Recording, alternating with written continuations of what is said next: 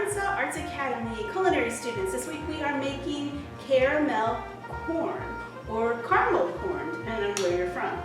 So the first thing that we're going to do is pop our popcorn, and I've got this oil already started, so it's pretty hot. You want to get it hot, and the recipe calls for half a cup of kernels.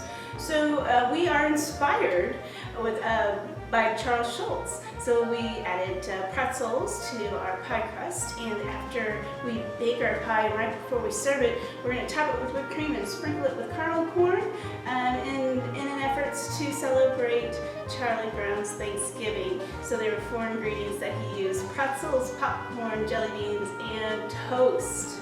So please buy a pie, they're $10. You can just email me if you want to order one, if you're not able to access My Payments Plus, or take check, and I take cash. So pickup will be this Friday, and also the Monday and Tuesday prior to Thanksgiving. So let's go ahead and get our popcorn started. That's nice and hot, and you can hear it sizzle. Be sure you put the lid back on, and that's going to pop up real quick for us. When you buy a pie, you can enter our recipe contest, and we're asking that you use 1 or more of the 4 ingredients that Charlie Brown served at his Thanksgiving dinner. And again, that's jelly beans, popcorn, pretzels, or toast. So send in your best recipes, and we'll be announcing the winners before we go to winter break. The thing that we're going to make here is the caramel, and I'm going to post 2 videos. One will be Gordon Ramsay, and he actually melts the sugar and then he puts his butter in, and it is more of a traditional caramel. This caramel we're going to be using corn syrup and brown sugar, and it's just a little less difficult of a process, and I feel that you'll be more successful with this recipe. So please feel free to try them both. So you have to keep shaking that. Now we're going to turn this on medium heat for our caramel. We're going to put in the brown sugar, the butter, and the light corn syrup. And you see I've already got my mise en place set. I have all my utensils. I have all of my ingredients measured out. I also have my oven preheated to 250 degrees, so don't forget to preheat your oven. Oh, let's give this another shake. That is nice. Okay, now we are just going to start whisking the caramel until everything melts together, and then we will put the candy thermometer in there. The recipe calls for us to bring this caramel to 255 degrees Fahrenheit. That's somewhere in between, let's see, it's in between a firm and hard ball stage. All right, this is melting nicely. And then once we get it mixed and melted, we won't stir anymore. We'll just brush down the sides of the pan to keep the sugar from crystallizing. And I think our yeah, that is done. So we're going to pour that onto our prepared sheet pan. So I have that lined with parchment paper so that the caramel corn doesn't stick.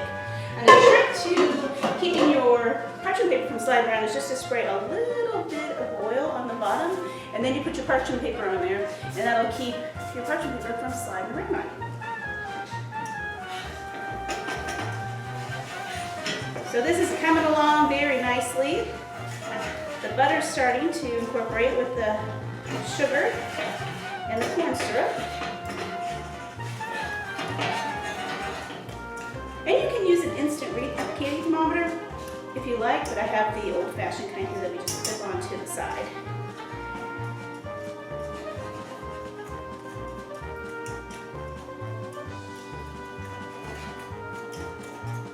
Okay, it's all melted and ready to go.